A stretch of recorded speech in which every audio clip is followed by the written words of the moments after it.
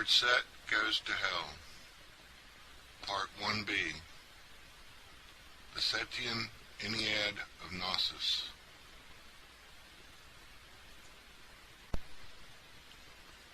Great Lord Set loves the bloody remains of the sacred hunt sacrifice. Pi, Epsilon, Rho, Sigma, Epsilon, Phi, Omicron, Nu, Epsilon. Persephone, serpent goddess of death, she who is queen of Tuat, queen of hell, serpentess of the labyrinthos.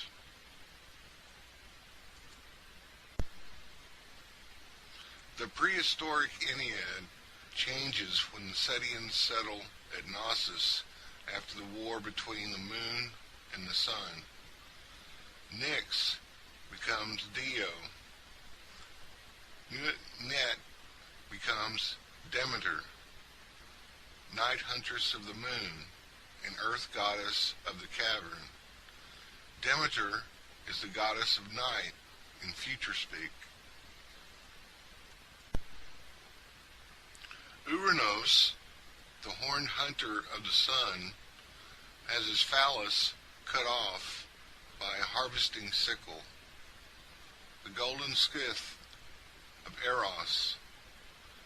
Anu and Nu separate permanently. Nu changes her name to Dio.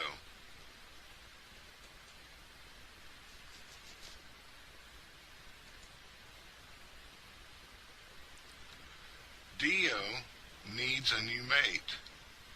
She takes Dis, the god of hunting in the fields.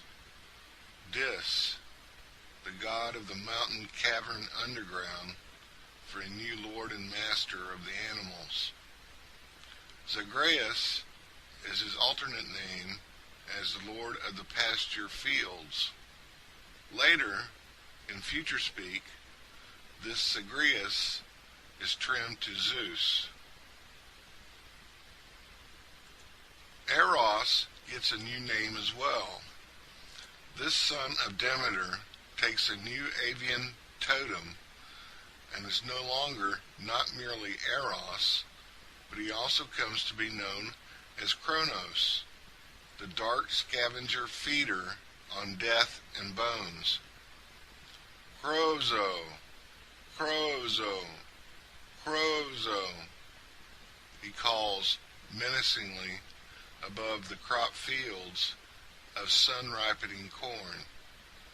Upon arrival from Egypt, the refugees notice large flocks of the strange bird congregating in great black night masses in a tilled valley below the mountain of Dis.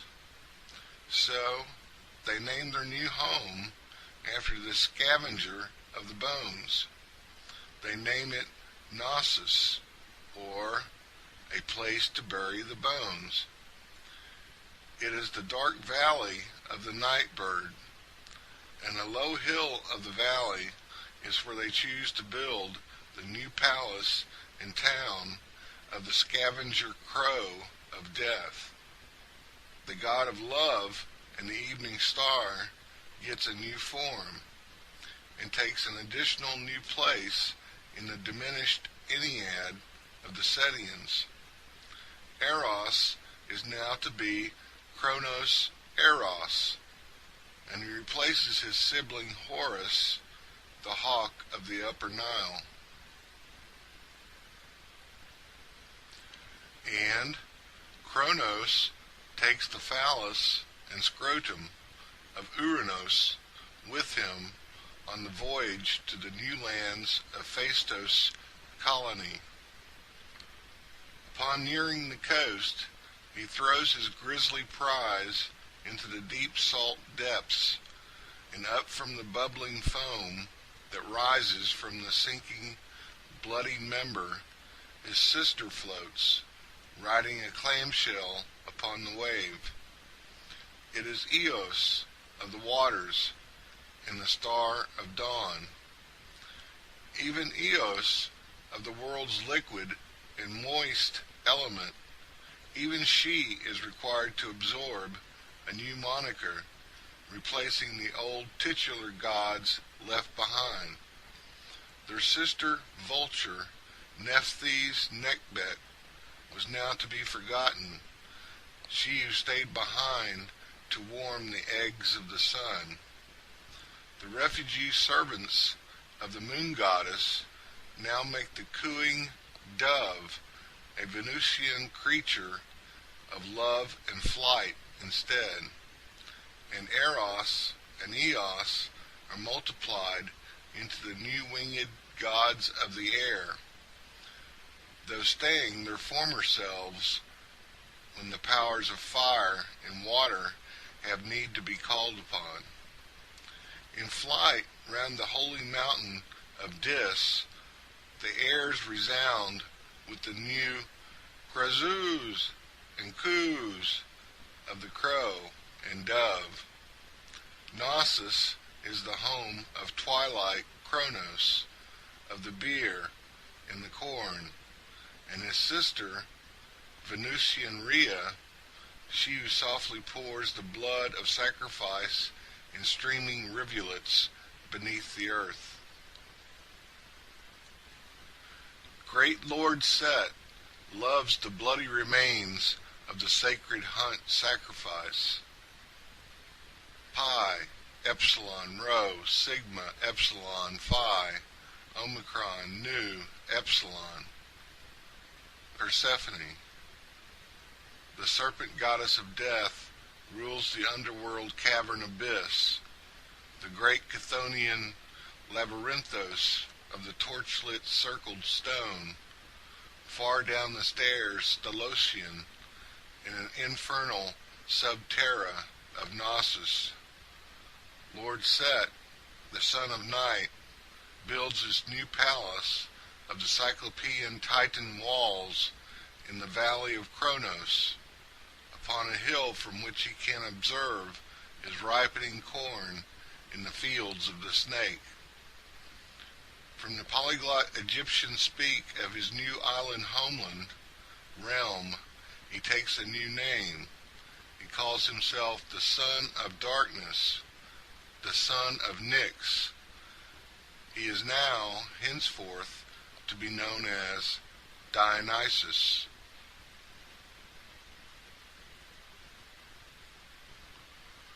The first palace at Knossos was built after the war between the moon and the sun in Egypt, near the start of the early Minoan I phase of Cretan civilization. The base of the structure was built of massive stone blocks, rough-hewn in a megalithic fashion. These enormous foundations to the first palace were found when the later stages of the imperial palatial buildings were excavated by Sir Arthur Evans.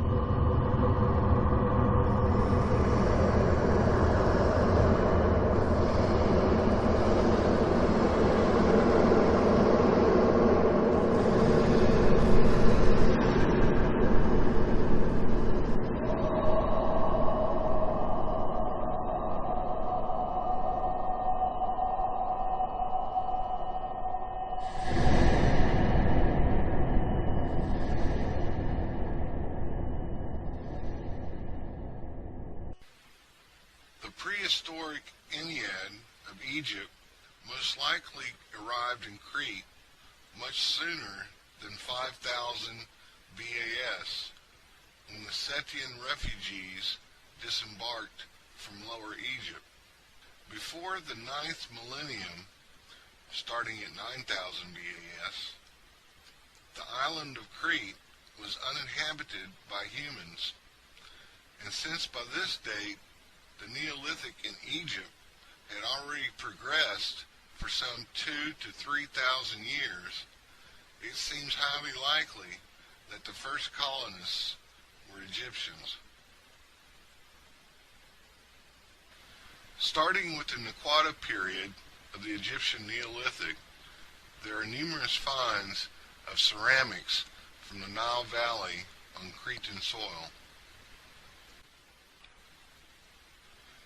Since many of the first Cretan colonists from the very beginning of human settlement on the island were most likely Egyptians, and since many of the colonists for thousands and thousands of years must have been Egyptians, it seems highly probable that the most ancient mythological Ennead of the prehistoric Egyptian gods should have been worshipped in Crete as well. At least you should expect that the Cretan colonists of the prehistoric Neolithic should have worshipped some of the same gods that they had worshipped in Egypt. Perhaps there might have been slight changes made to the Ennead after so many thousands of years of maritime separation from the motherland of Lower Egypt. This you might expect, and with the arrival of the Scythian refugees at the start of the early Minoan historical period, more changes might have been introduced to the ancient prehistoric Ennead inherited from the farmers of the Nile and the ranchers of the Sahara.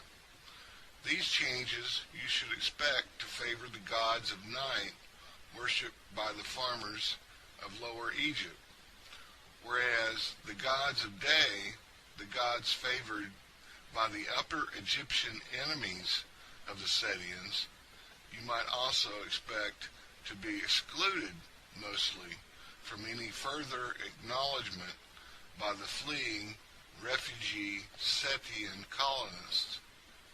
The net effect of the war, then, you should expect to have been a great rupture between the gods of day and the gods of night, with the extreme south becoming more like noonday and the extreme north becoming more like midnight. The greatest changes made to the prehistoric Ennead, with its equality between solar and lunar, may have been made in the farthest north, in the newly independent remnant sea colonies of Lower Egypt. Within mainland Egypt, Some more balanced representation of the old ancient Ennead may have been necessary to help ease the unification into one kingdom.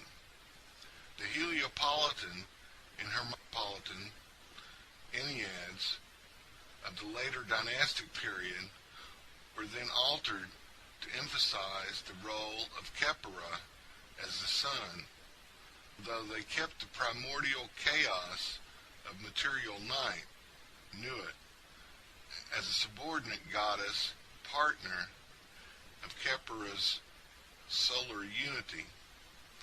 So what had been a male and female emanation of Khepera into being then became in the post-war period a single male emanation of Khepera into the masculine sun, a sun that existed with no place to stand in the feminine sea of material being.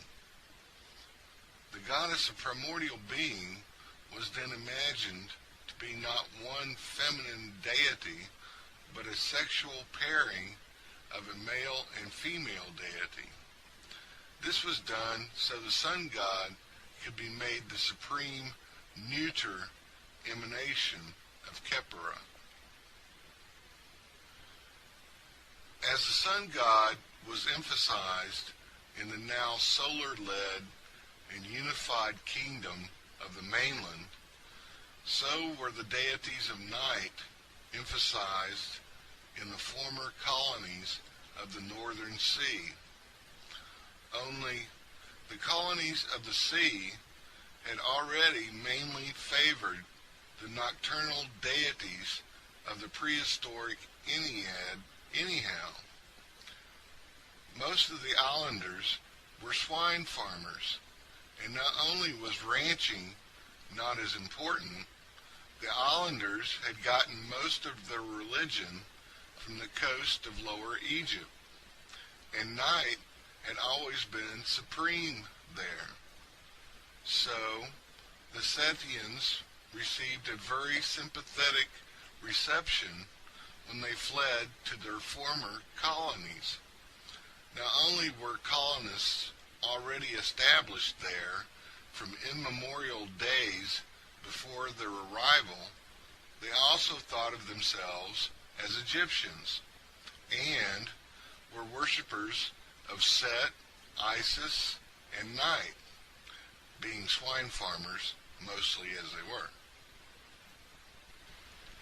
In order to add something new and make their worship stand out as somewhat different from the rustic yokels, the refugee Sethians thought of the expedient of eliminating the gods of day entirely. There was only 3 of the 9 gods of the Ennead that they had to do away with, namely Uranos, Osiris, Horus, and Nephthys. Uranos, the horned hunter god of the sun, they did away with by replacing him with the yokel's god of the hunt and the pasture fields, who went by the name of Zagreus. Horus and his sister Nephthys they eliminated by having Eros and Eos take bird totems for themselves as deities of the air, as well as being both fire and water. The new Ennead then only had 6 deities instead of 8, with Khepera kept as the ultimate god of unity, existing above being and everything else. Though Khepera wasn't the sun anymore, he was instead made to emanate at first creation into the male Zagreus and the female Nyx. This Zagreus was a horned hunter god of the country Cretans who resembled a bull in some way or other. After many thousands of long years had passed, his name was trimmed through usage to the more diminutive Zeus. Legend has it that a mountain not many miles from Knossos had this god's tomb upon its summit.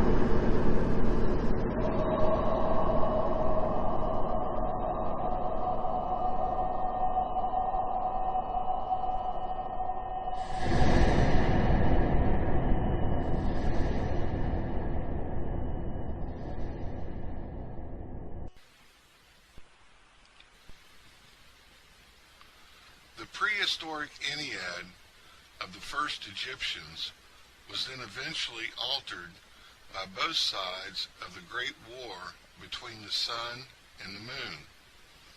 While the solar worshippers of Horus made their new Enneads more sun-genetic, the lunar worshippers of Lord Set made their new Ennead entirely nocturnal, as there were no politico-religious compromises needed in the islands of the sea. That is, except for Zeus Zagreus, who was the sun, though his role as the horned hunter was emphasized instead of his solar attribute.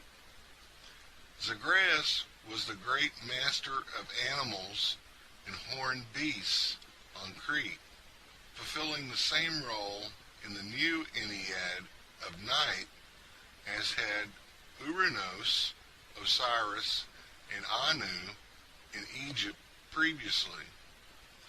Nyx was still the night huntress and goddess of Mother Earth, and as queen of the gods was always supremely potent in the Setian mythos. Eros and Eos were still the deities of twilight and dawn, the Venusian stellar offspring of the sun and the moon, who were the natural productive forces of male and female love and lust in the creation of existence.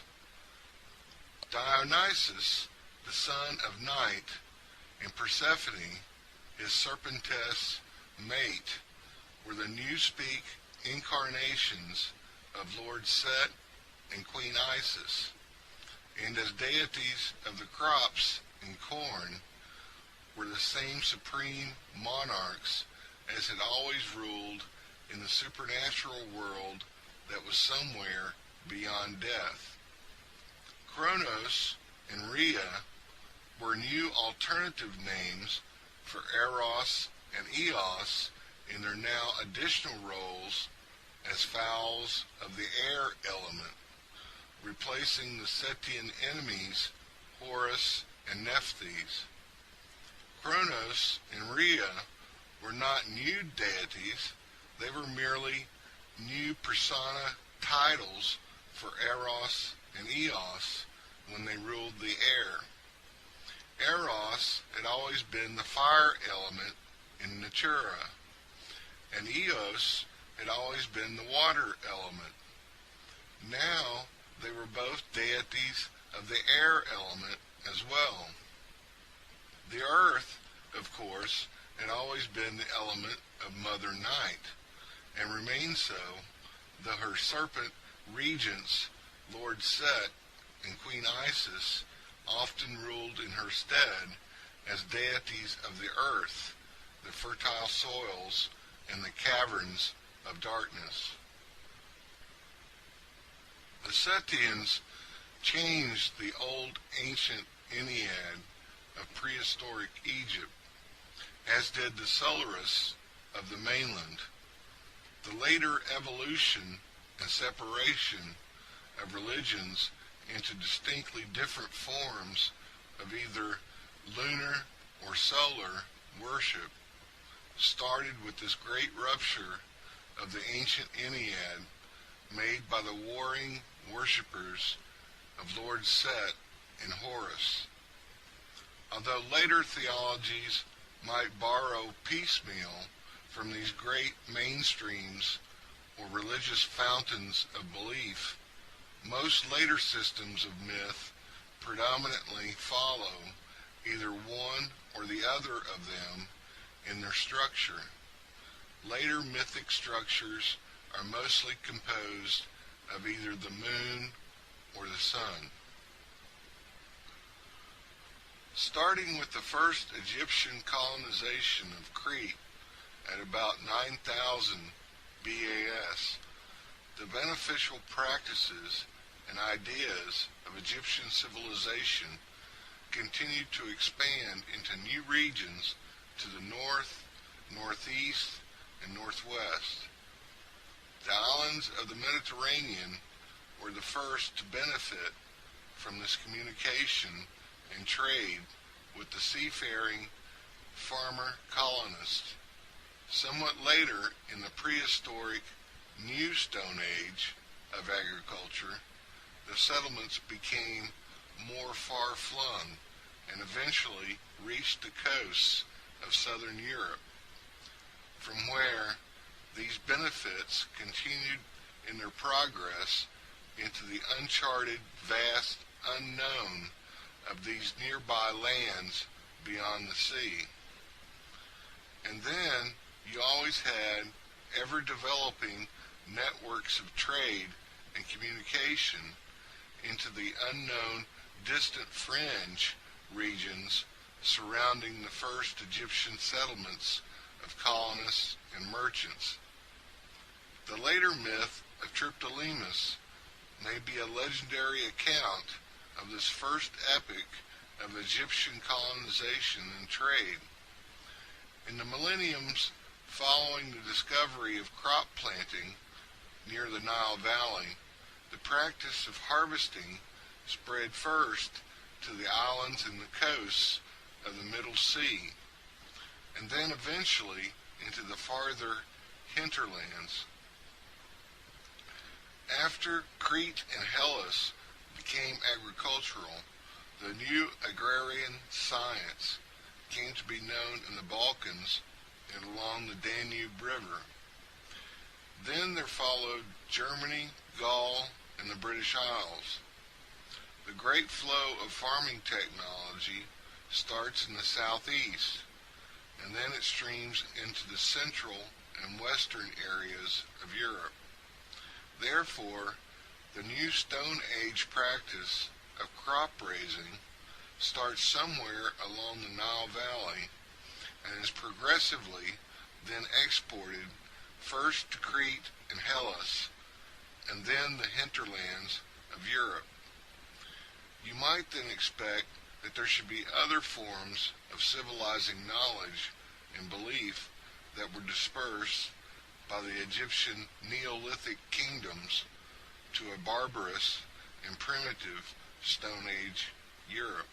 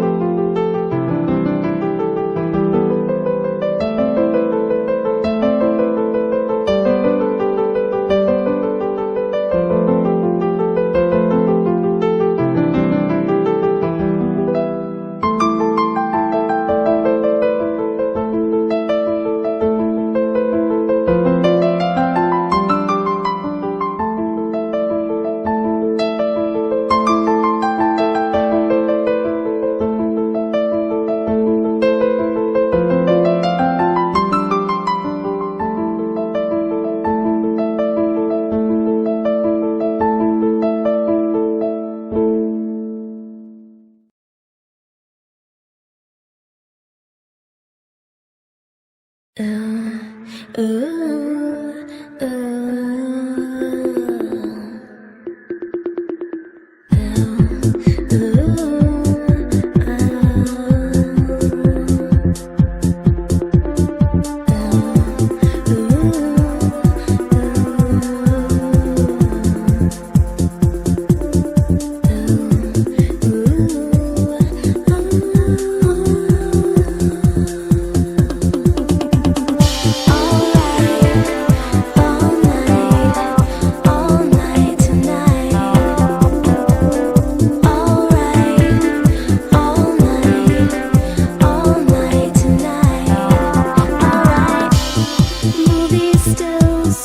in my mind.